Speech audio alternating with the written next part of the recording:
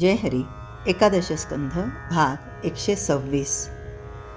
9व्या अध्यायात सुरुवातीलाच यदू अवधूताने सांगितलेले जे 24 गुरु हे या अध्यायामध्ये पूर्ण होतात.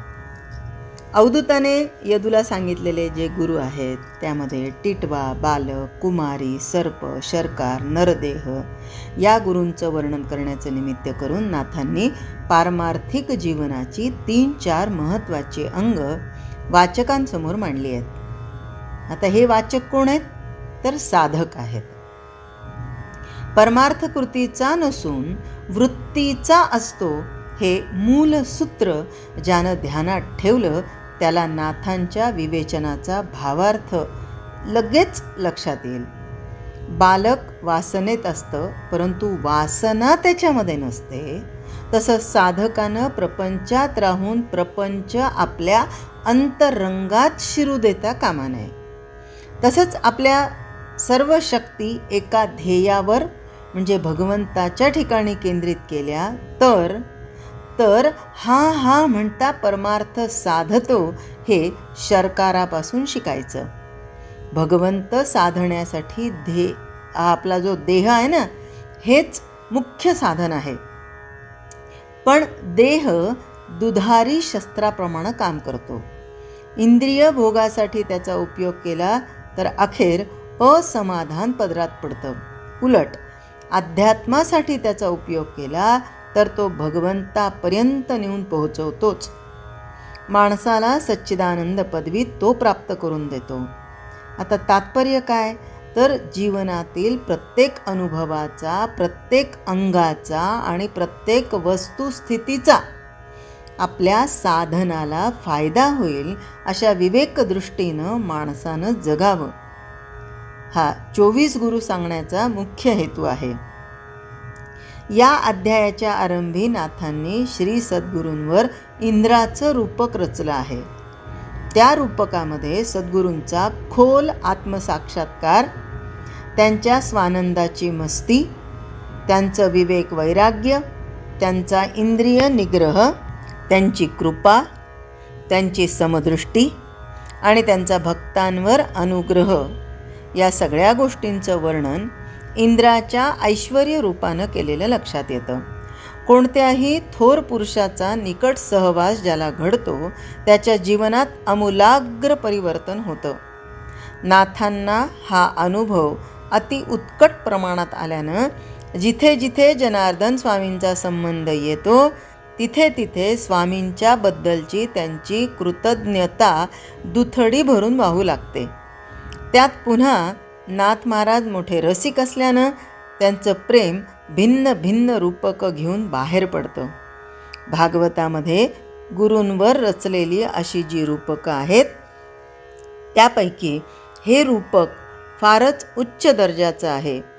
ते नीट समजलं तर त्यामध्ये संतांची अवस्था आणि साधनाची रूपरेषा ही साधकांना आढळून येईल. नाथ महाराज म्हणतात, हे ओंकार स्वरूप श्री सद्गुरू, तुला नमस्कार असो. तू अमरपती म्हणजे इंद्रच आहेस. आत्मानुभव हाच तुझा ऐरावत. तो हत्ती स्वानंद मदानं उन्मत्त होऊन डोलत आहे. तुझ्या हातात उपदेशाचं तीक्ष्ण वज्र आहे. जडजीवरूपी पर्वतांचे संकल्प विकल्प रूप पंख त्यानं तू तोडतोस आणि त्या जीवांची उत्तम रीतीनं पुन्हा आत्मपदावर स्थापना करतोस. विवेक हाच पारिजातक वृक्ष. वैराग्य रूप सुमनांनी तो घमघमीत झाला आहे. मुमुक्षु नावाचं भ्रमर त्या फुलात शिरून चित्त सुखाचा म्हणजे स्वानंदाचा मकरंद सेवन करतायत. उपशम हाच बृहस्पती. आता हे कोण आहेत? देवांचे गुरु बृहस्पती. उपशम हाच बृहस्पती होय. अगदी तुझ्या विश्वासात असल्यानं तो नेहमी तुझ्याजवळ असतो. तू त्याला अतिप्रेमानं वागवतोस. तुझ्या सभेतील तो मुख्य सभासद आहे. कृपारूप गायींनी तुझी खिल्लारं भरलेली आहेत. श्रद्धारूप वासरांच्या हंबरण्यानं त्यांना मोठा पान्हा फुटतो आणि दूध भरून वाहू लागतं. भगवंताच्या भक्तांना ते पुरतं. तुझ्या भोवती तेजस्वी चिंतामणीचे खडे वाटेवर लोळत पडलेले असतात, पण भक्त डुंकूनही त्यांच्याकडे पाहत नाहीत. तुझ्या चरणाच्या आवडीमध्येच ते मस्त असतात. अष्टमहासिद्धी नावाच्या अप्सरा तुझ्या पुढे नाना प्रकारचे नाच करतात, पण तुझे खरे दास चुकून देखील त्यांच्याकडे पाहत नाहीत. मूर्ख माणसाच त्यांना भाळतात. सर्वत्र समदृष्टी हेच तुझं सिंहासन असून ते अढळ आहे. त्यावर सच्चिदानंदाची गादी असते. त्या गादीवर तू मोठ्या आरामात बसतोस. तुझं पद प्राप्त होण्यासाठी यज्ञकर्ते पुरुष यज्ञ करतात. त्यासाठी साधन चतुष्टय ही संपत्ती मिळवतात, म्हणजे शमदमादी षटसंपत्ती, आणि आपलं मन अंतर्मुख करून यज्ञ करतात. मोठ्या सावधानपणानं ते मनाचा होम करतात. अशा भक्तांची भक्ती पाहून आणि त्यांच्या भावार्थावर संतुष्ट होऊन स्वतःचं पद तू त्यांना देतोस. स्वतःचं सर्वस्व देऊन त्यांना तू आपल्या पदावर बसवतोस. मरणाशिवाय भक्तांना तू अमर करतोस आणि जिथून कधी पतन होत नाही अशा स्थानी नेऊन स्थिर करतोस. इंद्रानं अहिल्येशी व्यभिचार केला तर तो फक्त सहस्त्र नेत्रच झाला, तर तू वृंदेशी व्यभिचार केलास आणि सर्वांगानं सर्वत्र पाहणारा झालास. इंद्राला दैत्य दीन करतात आणि त्याचं पद हिरावून घेतात, तर तुलाही भक्त प्रसन्न करून घेतात. तुझं सच्चिदानंद पद बळकावतात. ककुस्थ राजा इंद्राच्या खांद्यावर बसला तर दुर्वास तुझ्या खांद्यावर बसला.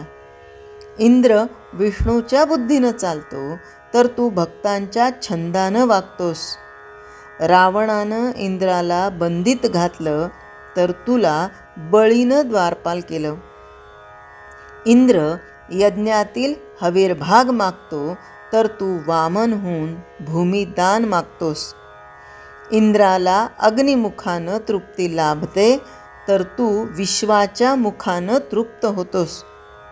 मूर्तिमंत कृपा असणारा असा तू अमरांचा सार्वभौम आहेस.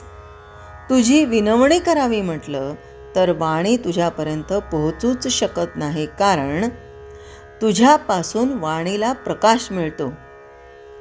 माझ्या मुखानं बोलणारा खरोखर तूच आहेस. श्री एकनाथ जनार्दनाशी एकरूप होऊन गेलो म्हणून तो जनार्दनच खरा वक्ता आहे. माझ्या मुखामध्ये आणि शब्दांमध्ये प्रवेश करून तो ग्रंथ लेखन करवून घेतो. अशा रीतीनं या ठिकाणी अहंता समूळ नाहीशी झाली, अर्थात मी नाश पावल्यानं तू म्हणजे जनार्दनच कवी करता झाला. तो जनार्दन कवितेमध्ये एकनाथाचं नाव घालतो. सद्गुरूच्या चरणी एकनाथाचा तादात्म्य भाव झाला आहे. त्या गुरुचरणांच्या प्रसादानं अवधूतानं यदूला सांगितलेली गुरूंची लक्षण ही अशी उत्तम रीतीनं वर्णन केलेली आहेत. आता यदूने विचारलं आणि अवधूताने सांगितलं असा त्यांचा जो संवाद आहे त्यातला 19वा गुरु तो म्हणजे टिटवा. आपण मूळ आत्मस्वरूप असता केवळ भ्रमानं अनात्म वस्तूंच्या नादी लागतो. बरोबर आहे की नाही? आपण कोण आहोत? आपण देह आहोत का आत्मस्वरूप आहोत? खरं तर आपण आत्मस्वरूप आहोत, पण भ्रम म्हणून आम्ही देहाला मी म्हणतो. आत्मा आनंदरूप आहे, पूर्ण आहे. अनात्म वस्तू सगळ्या अपूर्ण असतात, म्हणून त्यांचा संग्रह दुःखाला कारण होतो. हे बरोबर समजलं तर ठीक आहे, आणि हे बरोबर समजल्यामुळं खरे साधक वस्तूंचा संग्रह करण्याचा हव्यास धरत नाहीत. वस्तुसंग्रहाची आवड माणसाच्या मनात खोलवर रुजलेली असते. त्यामुळं प्रपंचाचा त्याग करून भगवी वस्त्र घालणारे संन्यासी हे देखील मठाच्या रूपानं दगडमातीचा संग्रह करतात. शिष्य शिष्यणी गोळा करतात आणि शास्त्रीय ग्रंथाचा लोभ धरतात. टिटव्याच्या निमित्तानं संग्रह कसा तापदायक होतो ते इथे सांगितलं आहे. अर्थात शरीर पोषणासाठी अवश्य असलेल्या वस्तूंचा संग्रह भगवंताच्या आड येत नाही. संन्याशी झाला तरी त्याला खायला अन्न, घालायला वस्त्र आणि राहायला थोडी तरी जागा लागतेच. या टिटवा पक्षाला गुरु का केलं ते उद्याच्या भागात बघूया. जय हरी. स्तोत्र मंत्र संपूर्ण भगवद्गीता, एकनाथी भागवत, भजन, भक्तिगीतं, डोहाळे, पाळणे, उखाणे व महिलांसाठी खास किचन टिप्स हे सर्व पाहण्यासाठी माझ्या यूट्यूब चॅनलला एकदा नक्की सबस्क्राईब करा आणि हो, लाईक व शेअर करायला विसरू नका.